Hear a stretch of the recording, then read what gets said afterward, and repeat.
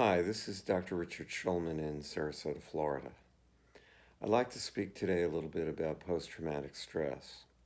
Notice I didn't say post-traumatic stress disorder because I don't really think it's a disorder. I think that the symptoms that people have are an elegant, sophisticated way of preserving some sort of sanity while going through horrific, stressful times. Only the strong have post-traumatic stress. The weak just fold. Strong people get through the stress and crumble later. Now, they pay for it. The symptoms are terribly life-altering and need to be treated. One of the problems with post-traumatic stress is that the survivor doesn't believe they're going to have a long life or relationships or the work or all kinds of good things in life. And it's part of the symptoms of post-traumatic stress. Notice once again, I didn't say disorder. The other thing is that conditions of high stress are encoded differently than ordinary memories. And as I've said in another video, the way you work with memory depends on your state of mind when you create the memory. So in conditions of high stress, people will go into what look like trance states. What that means is that in order to deal with the memory, with the information that's there, you have to be in a trance state. Now, this was a real problem when I was at the VA, and that's where I learned this.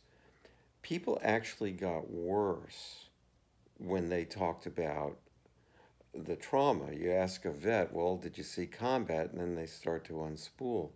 I noticed that the guys who really did the combat didn't want to talk about it. They wouldn't say anything. And that guys who would trumpet their achievements, if we looked it up, we find the closest thing they got to Vietnam was Germany. Anyway, what I learned is that you have to create an exit point for the energy, and it makes a certain amount of sense. People push the experience down so they don't have to deal with it. They have a lot of armoring. You bring that material up, they're going to have anxiety, anger, sadness, whatever. They may relive the experience. In fact, that's part of the definition of post-traumatic stress, is something that symbolizes or reminds a person of the trauma will create anxiety, sadness, etc. What I found is you have to have an exit point, and that's why I work with body therapists. A body therapist who touches you, just literally by touching you, can create an exit point. Certainly, they can create a scenario where a person relaxes. The relaxation is on the road to the trance state that people need to access to work on the memory, state-dependent memory, high stress. Okay, you get it. The good news is that we found really good results working with what I call the emotional shifting process. You can read about it in my book, The Labyrinth of Healing.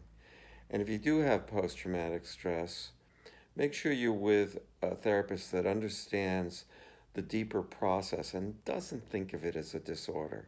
Okay, have a great day. Peace out.